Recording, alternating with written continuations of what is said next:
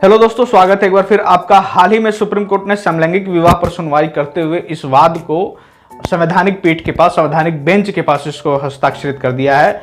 D Y Chandrachud जो इस वक्त भारत के chief justice of India, Bharat के मुख्य न्यायाधीश हैं, वो उनके अध्यक्षता में तीन सदस्यीय जजों की बेंच जो है सुनवाई कर रही थी। उन्होंने इसको जो है संवैधानिक पीठ के पास हस्ताक्षरित कर दिया है। आइए अब तक जो छोटी छोटी कुछ घटनाएं घटी थी उसके बारे में जानते हैं। 6 जनवरी को सुप्रीम कोर्ट ने केंद्र सरकार को नोटिस देकर उनका जवाब मांगा था कि आपका इस पर क्या कहना है। ये मामला क्या है, तो समलैंगिक विवाह, जैसे कि समलैंगिक आपको ही पता है क्या है, जो कि पहले एक गैर कानूनी कृत्य हुआ करता था, लेकिन बाद में उसको आईपीसी की धारा 370 को हटा देने के बाद वह ठीक ठाक मतलब हो गया कि आपकी निजता का अधिकार हो गया कि आप किसके साथ अपना जीवन गुजारना चाहते हैं, किसके साथ रहना चाहते हैं, चाहे वो बॉय है, चाहे वो गर्ल है, चाहे वो जो भी है, LGBTQ समुदाय जिसे हम कहते हैं। तो ये लोग अभी हाल में डिमांड कर रहे थे कि इनको शादी करने की मान्यता भी दी जाए। अभी तक इनको शादी करने की मान्यता नहीं दी गई है। ये साथ में रह सकते हैं, निजता का अधिकार है, पर्सनली जो मर्जी वो करें, लेकिन ये शादी का इनको अधिकार नहीं है। तो जब 6 जनवरी को सुप्रीम कोर्ट ने केंद्र सरकार से जब जवाब मांगा था, तो केंद्र सरकार ने इस पर जवाब देते हुए कहा है कि यह परिवार, भारत की जो संस्कृति है उसमें जो परिवार की अवधारणा है उसको समाप्त करेगा, प्लस भारत के मूल्यों के खिलाफ है। ये पश्चिम की जो अवधारणा है मान्यता नहीं दे सकते हैं, क्योंकि इससे एक तो बच्चा गोद लेने की प्रवृत्ति भी बढ़ेगी।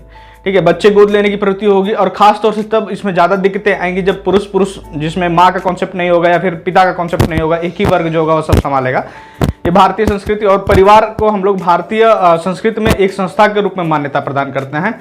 ठीक है, और ये सिर्फ और सिर्फ निजता का अधिकार तब नहीं रह जाएगा।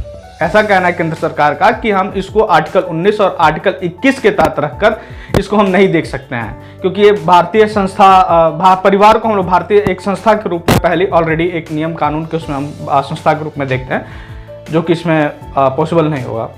तो सुप्रीम कोर्ट ने सुनवाई करते हुए इसको संवैधानिक बेंच के पास ट्रांसफर कर दिया है। ठीक, संवैधानिक बेंच क्या होता है, संवैधानिक पीठ क्या होती है, ये जानते हैं। आर्टिकल 145 अनुच्छेद 145 के तहत यह प्रावधान है कि जब किसी संविधान की व्याख्या करने की बात हो, या संविधान से जुड़े कानूनों की बात हो, या अनुच्छेद 143 में जब राष्ट्रपति साहब संवैधानिक संबंधित किसी भी मुद्दे पर संविधान सभा सुप्रीम कोर्ट से सलाह मांगते हैं, तो उसकी सुनवाई होती जो है वो कम से कम पांच न्यायाधीशों की पीठ सुनवाई करती है, और उसी को संवैधानिक पीठ या कॉन्स्टिट्यूशनल बेंच कहा जाता है। यह आपकी परीक्षा की दृष्टि से बहुत इंपॉर्टेंट है कि कॉन्स्टिट्यूशनल बेंच क्या होता है, संवैधानिक पीठ किसे कहा जाता है।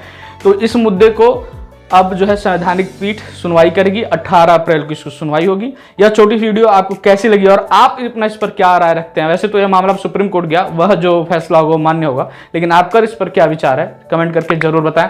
मिलते हैं अपने नेक्स्ट वीडियो में, तब तक चैनल को सब्सक्राइब करें, लाइक करें और शेयर करना बिल्कुल ना भूलें। जय हिंद, जय भारत।